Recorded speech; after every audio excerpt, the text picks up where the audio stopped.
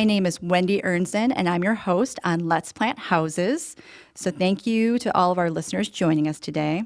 I have a very special guest today, and I'm gonna let her tell her story. So I'll just start with hello, Rhonda, if you want to say hi. Hello, Wendy. Hi, I want to just thank you so much for joining us today. I really appreciate it. Well, thank you for having me. So Rhonda, why don't we just start off with you telling the listeners a little bit about your family.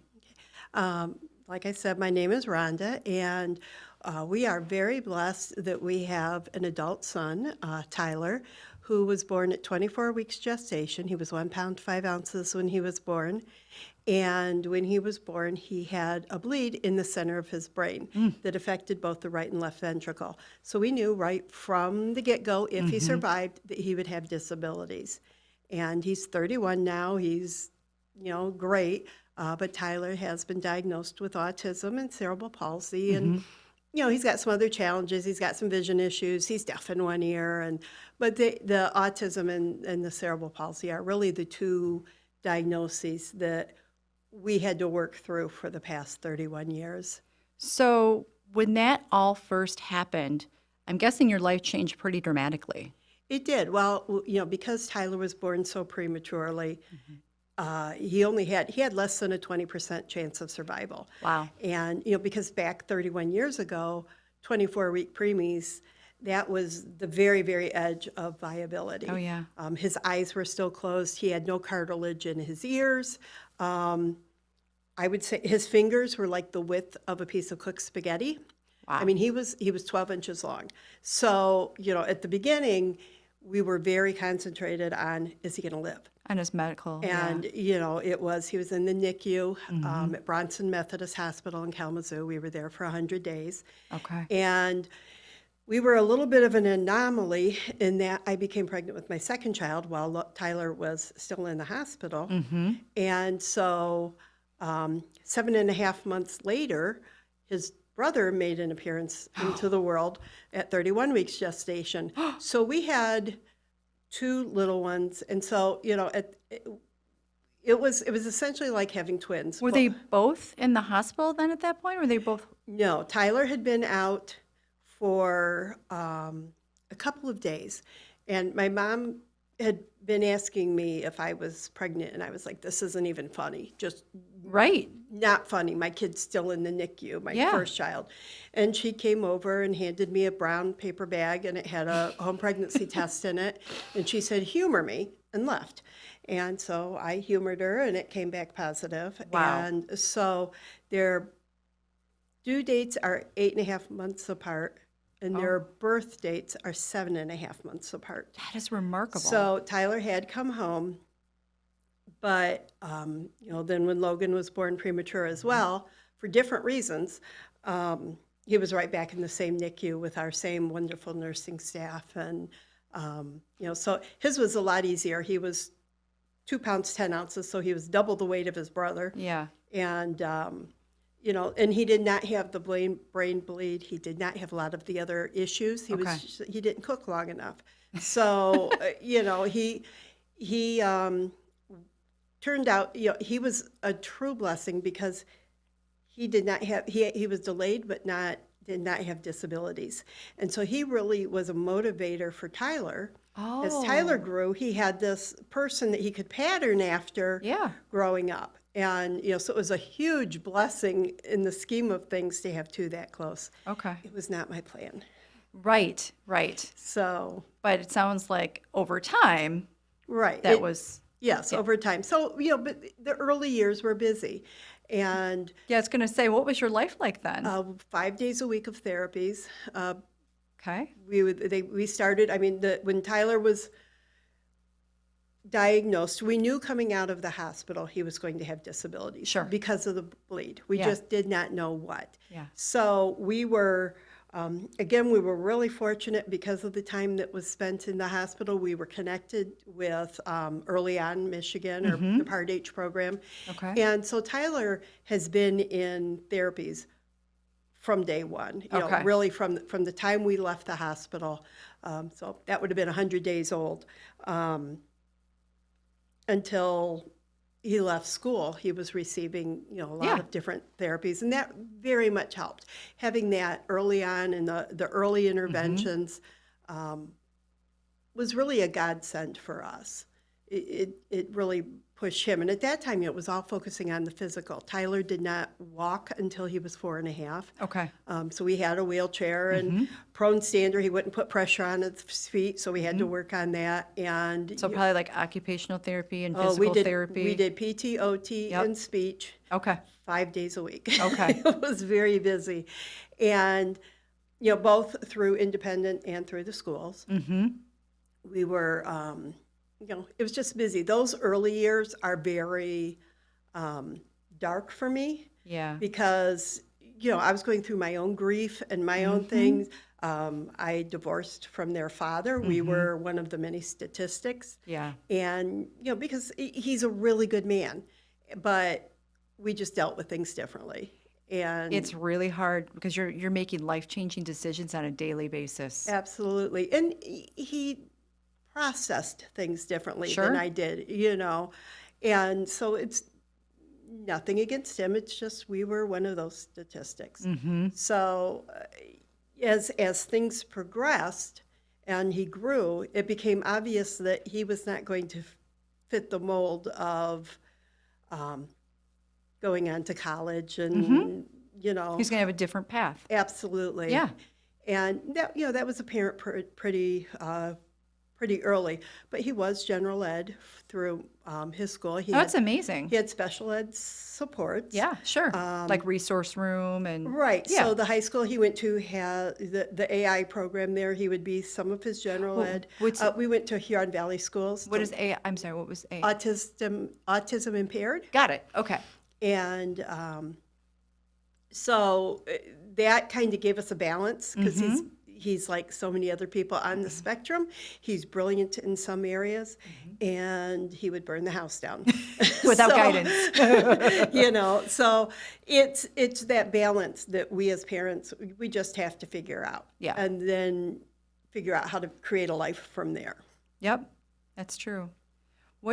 So once he made it through some of those physical components, what supports helped as he grew up? We were well. Or what program, like what things did he like to do? Right. Tyler is a very passionate sports enthusiast. Ooh, So, I mean, he is Detroit through and through. what's his favorite team? The Tigers. Okay, For most of his life, he was a NASCAR guy. okay. I mean, Jeff Gordon started racing the year that Tyler discovered NASCAR. And that was it. Yeah. Jeff was his guy. Yeah. And NASCAR, I mean, he would cry when Jeff would lose. He knows the names of his children. It's like, I love it. their anniversary dates. He's a true got fan. it. He is a true fan. And as he's become older, he's progressed more to other sports. And now he's really, really a baseball guy. Although he loves hockey, he loves, any sport we can get him to. So how's he feel about the Lions this year? Well, let's put it this way. We looked into Super Bowl tickets, and when we discovered the cheapest ones I could find were $8,000 and up for a ticket, Okay. not your... No? That's out of both of our price range. I don't live in that world. So we will watch it from home, but it's been a really exciting year. Yeah, for sure, for sure. Very exciting. Something we've all been waiting for like 60 years, so, not that long. No. So one of the things I like to talk about on this show is that I like to talk about parents plant a house moments. So this might be like a moment where you as a parent had to make the impossible possible for Tyler. Is there something you might want to share? Yeah. So for me, that moment occurred when we were transitioning out of high school. Tyler, we were looking at what we were going to do if he was going to continue into post-secondary which Michigan is wonderful. It provides supports until 26. Right. And I was working full-time at that time, and I took off work, and we went to visit the post-secondary program in the district that we were in. Sure. And we walked in, and it looked like kindergarten. And the very chirpy, very nice young lady said to me, and on nice days, we take them down to downtown to mix with the general population. Okay. And I said, he is the general population. Right. He's been in school with And everybody his whole right. career. And so we left there, and I took Tyler back to school, and I went home and cried Oh. because it was like, we did not work this hard Right. all of these years for him then as an adult to be treated like a kindergartner. Right. And what they were doing is stuff he did, they were working on, basic skills, which I think everybody should be still going through home ec and, Yeah, all yeah. of these things. But it was kind of a been there, done that kind of thing. And now we know what works with him and what doesn't. So let's keep growing. Right. And it wasn't a place of growth for him. Right. So I went home and I cried. And I said, I will build a program before I put my child in this situation. Right. And unfortunately, at that point, I gave permission to God to have to build a program. So that was my plan to house moment. And it's like, ha ha ha, you said it, here we go. So You want to talk a little bit more about that? I will. So what we did, Tyler, after high school, he went to MCTI, Michigan Career and Technology Institute, in Plainwell, Okay. which is basically, it's like a trade school for individuals with disabilities or challenges. That's amazing. And it's a residential program, so it's like going to college. He had a room where they shared with somebody else, and then they shared their bedroom, cafeteria, the whole thing. He had to walk to his classes, but it's job training, and so it might be auto mechanics, or there is telecommunications, Yeah. or all kinds of programs there. And Tyler was in the sales and marketing program. And when he came home, the economy was bad at that point, and he couldn't find a job. Yeah. And so in our world, everybody works. Everybody needs a purpose to get out of bed in the morning. And so I said, one of his chores was to do our returnable cans and bottles at the store. So I'm like, well, I hate doing this. I bet other people, yeah, that's God's other joke. I hate doing it. Other people hate doing it. Yeah. Maybe they would be willing to let Tyler do it. So we made up some flyers, and I was thinking, just our neighborhood, Right. our neighborhood, our subdivisions, maybe another subdivision. Right.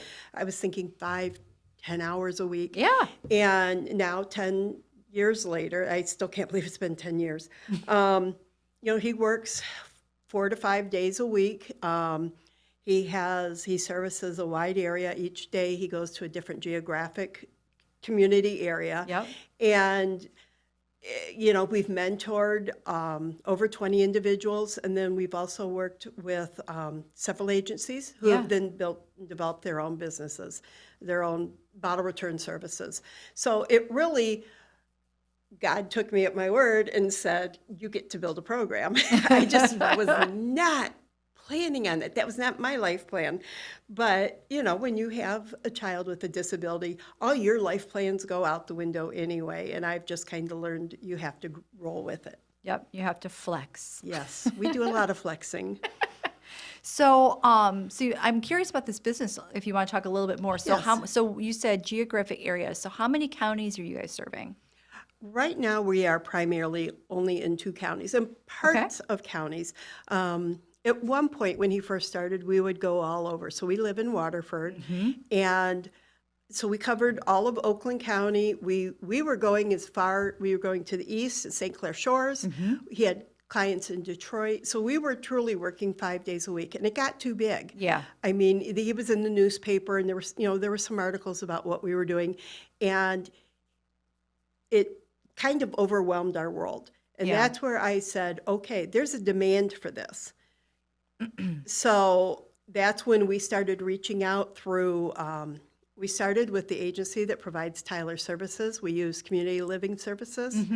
And so we spoke to their support coordinators and said, this is what we did. They built the model with us. Okay. Because nobody, they'd never had somebody that did bottle return businesses like this. Right. And they started introducing it into their clients, and it just kind of grew from there. So our first people that we mentored were all through CLS, and now it's branched out further than that. So if someone calls you like from Macomb County, we'll say, let's say you're not serving Macomb County, do you guys refer them then to some of these other businesses so they would have client referrals? Absolutely. So that's if they're in amazing. Macomb County, it's Lamar and Keith, Ellen love K's it. bottle Oh, return you're like, I already got service. And they are two guys. They're roommates. They get out.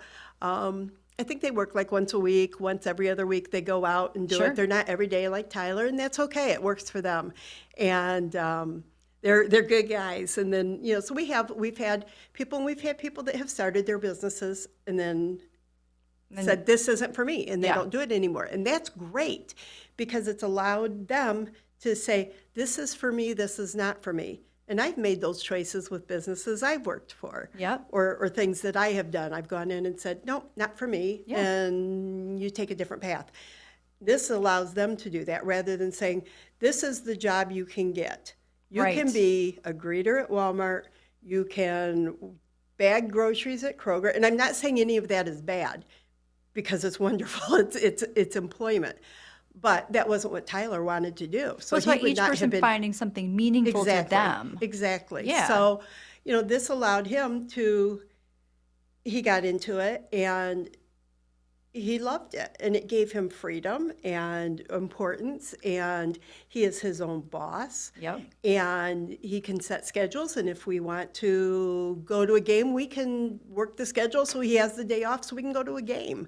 It's been really an amazing thing. And we never anticipated the growth that would happen. Right. This was, I've told people what has happened with Tyler's business is a product of fate and good timing and the amazing communities we have around here, because it certainly wasn't my business acumen that it started and grew. It was Mom, a you need to much take more thing. some credit for it, I think. Well, yeah, I'm not stupid. I do have some skill, but I've started a business that failed. So that's why I say it's not my own business acumen. It's more than that. We have a wonderful community, and it also shows how much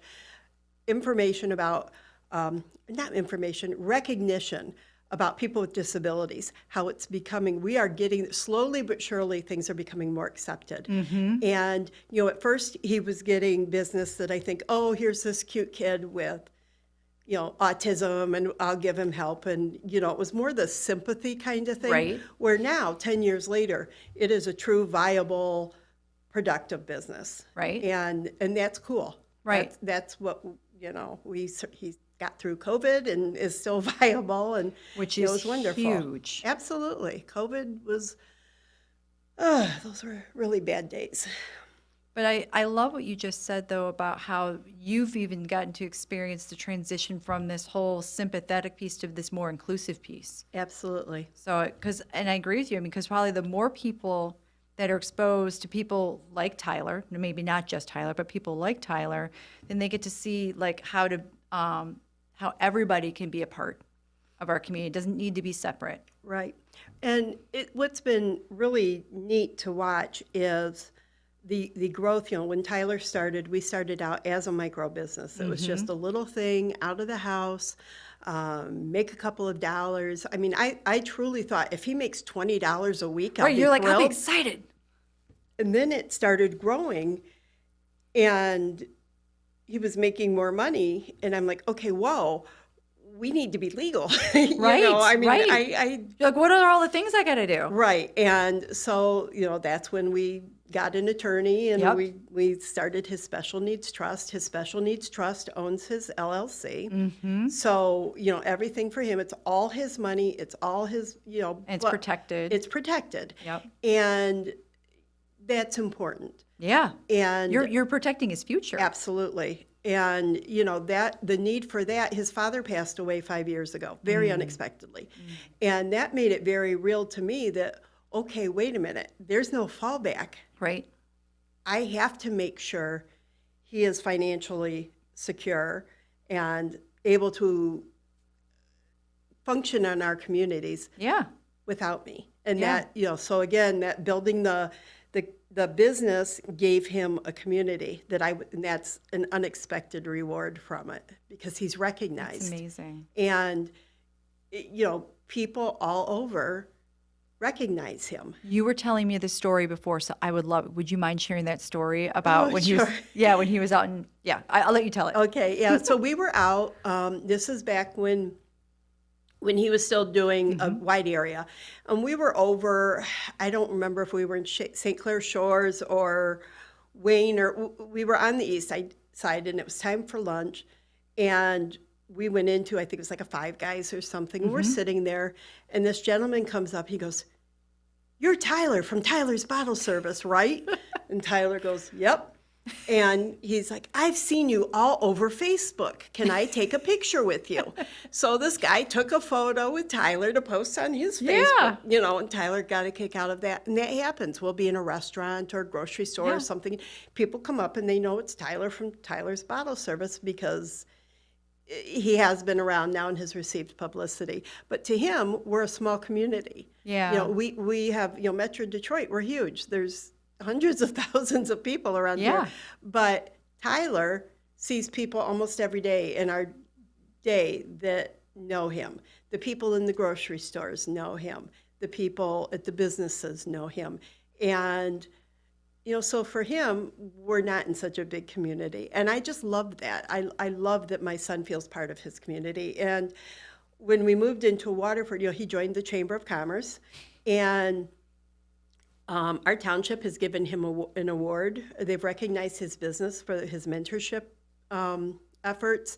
That's amazing. And he was they did a census video for our Yeah. township. He was in that. They asked Tyler to be, it's our community has truly embraced him. And that gives me so much hope and peace for not only my child, but everybody else with a disability, that our society is opening up and starting to embrace our kids. That is beautiful. And I just love that that's been his experience. And I agree with you that that he's able to, because of his example, he's able to show other people like how easy it is, like how easy it is to be inclusive, and how amazing and rewarding it is, for us as parents to have that experience. It So it really wasn't is. always like that, like when they're young, right? No. Because you're trying to figure out their path. There might be behaviors, there might be some things that prohibit them from being included, right? And so to have that happen when they're adults is just such a blessing. We had one of the things that stood out in my head that I carried for a lot of years. When he was about five or six, right in there, we'd gone into McDonald's for lunch. And at that time, there was a Pokemon promotion that was going on with these little Pokeballs, and there was the gold card you can get in the Pokeballs. And, this was quite a few years ago. And we walk into the restaurant, and there's a line out the door. Right? And it was women in there to get the Happy Meal toys for their children. They didn't want the meals. They didn't want the food. All they wanted was the toys. Okay. And so Tyler, being on the spectrum and being hungry, he had a massive meltdown at that time, standing in line. He didn't understand standing in line and waiting your turn. And Yep. so he's getting progressively more distraught and upset and vocal and all of the things. And these moms are all looking at me and judging me, and you need to get control of your child. And I finally became tired of it, and I marched my hind end up to the counter and I said, "We're actually here for food. Right. Can we be served?" And so then, the manager's like, "Oh, yes." And so then they made one line for the people who just wanted the Pokeballs. Right. And those who really were there to eat, and so we got our food. And I carried that for a long time because I thought, am I always going to have to fight this battle of him being judged? Right. Because he's reacting like a 5-year-old with autism who Right. does not understand this. And these grown women who are in line to get a Pokeball were judging me. Right. And they're judging my kid. Right. And instead of like being a village and saying, hey, is there Absolutely. anything Can we we can do help? to help? Or would he like Right. to go ahead? Or I don't know. I'm Right. sure there's a whole list of things that they could have chosen differently. Absolutely. And they didn't. And so for me, that was one of those moments that I carried for a long time where I thought, this is the world I'm going to be facing for the And it rest feels of his life. lonely. It is. And parents are lonely Yeah. and looking for connection. And, that's why things like this are so important, because we all have our own stories and our own paths. And if you hear, one person may talk about this coping mechanism helped Right. me. We were talking earlier, and your friend said something about microdosing your private time. Yeah, microdosing mindfulness. Yes, I love that. I am going to use that. Oh, it's yours. I love that because it's true. We Yeah. all learn to adapt our lives by what our circumstances are. And, fortunately for me, I don't have to tell off women in line at McDonald's getting a Pokeball. We've progressed past this. But it also shows how far our society has come. We still have a very, very long way to go, but it is getting better. I would agree with you there too. But again, it's having people like you able to share your stories is going to make that difference. Absolutely, and you having podcasts like this. Thank you.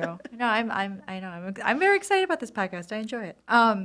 So I was just curious. So what are your plans for the future? Big thing with Tyler, his business is really established. It cruises along. We're very happy with it. He's got amazing clientele. We are working with Tyler to start doing something like this. He and his best buddy, Jake, have a podcast. They have a Facebook page. We're just morphing them over to YouTube with a podcast. They are Two Guys Talk Sports. His buddy, Jake, is also on the spectrum. Jake is a true blue Chicago fan. And Tyler is a Detroit person. And they both have this encyclopedic knowledge of sports. And the two of them get together, and they're so polite, and they are they will be watching TV, and the national anthem comes on, and they'll be in my basement, and they stand up, put their hands over their hearts, and sing the national anthem. I mean, it's the most wholesome thing you will ever see. But so they'll talk sports and do their thing. Yeah. And so we're working with Tyler on expanding that for himself, because I'm trying to encourage him to use his own voice more and speak for himself. And his interests. Yeah. So that's our big focus with growth, and then love that. eventually moving out of our house onto his own. And, because I'm not going to be here forever, we have to have those supports set. Yep. But it's an exciting time for us. Life never stops growing and changing. So I agree. I am going to look out for that podcast, though. I'm excited about that. My husband will be too. he's Detroit Tyler 24 on YouTube. All right, we got time for one more question. Yes. So, for families new on this journey, what advice might you give them, Rhonda? To reach out to others. I did not. I was raised to be very independent, to stand on my own feet. My father owned his own business, and he was a Marine, and you do for yourself. Yep. And, with me now, I was raised, your church is your community. And then I moved away from my church and my community. Yeah. So I was away from that. And I was, but I was raised to not accept a lot of help. Right. And I'm pretty independent, so I didn't seek it out. And I really hurt myself by not putting my pride aside, which is truly what it was, and saying, I'm kind of drowning here. Yeah. And there was a lot of time where I was drowning. Yep. And I truly wish I had reached out more and been honest. I should have gone into therapy a lot sooner than I did. Being able to speak with a counselor would have done a world of good for me. I second therapy. And, because I get so focused on what needs to be done that I completely ignored allowing myself to go through a grief process. Yeah. All the touchy-feely emotional things, I shut those down for a lot of years. But they're still with you. And they're still with me. And Yeah. I will get shocked sometimes. Something will happen, and those incidents from when he was 5, like in McDonald's with the Yep. Pokeballs, I might have a little resentment against Pokeball for a reason. Yeah. But it does. It crops back up. It triggers. It does, because I didn't deal with it 30 years ago when I should have.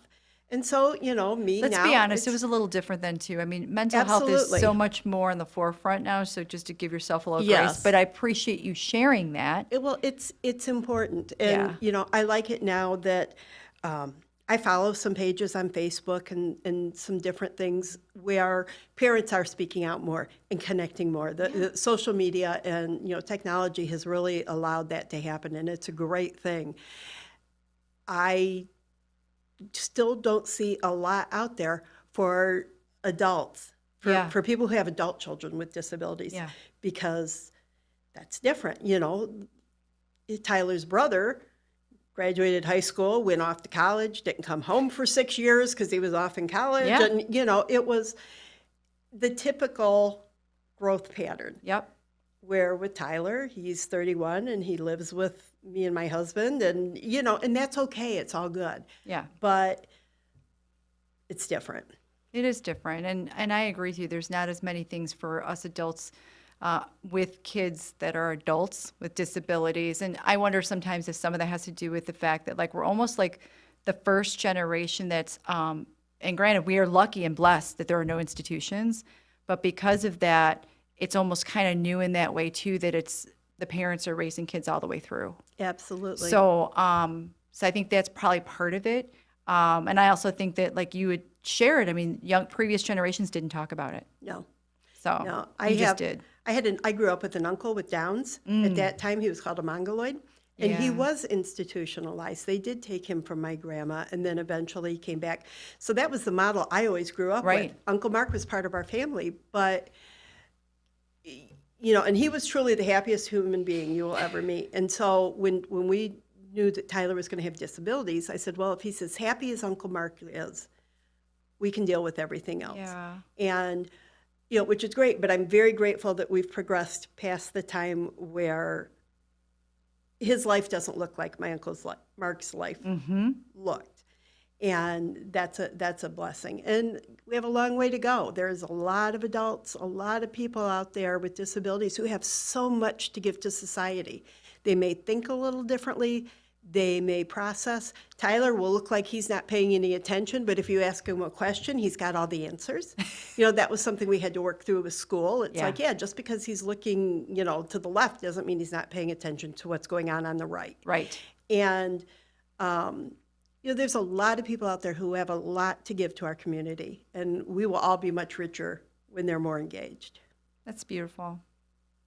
Well, thank you so much, Rhonda. I really appreciate you sharing your story today, coming on here, telling us all about you and Tyler, his business, and your journey. I mean, it's truly it's a beautiful story, and I'm so grateful that you could be here today. It's been an adventure. Thanks for having me. Of course. And to anybody who's listening in today, I want to thank you for joining us. And if you can review this, share this, follow us, that'd be great. And tune in next time for Let's Plant Houses. Thank you so much.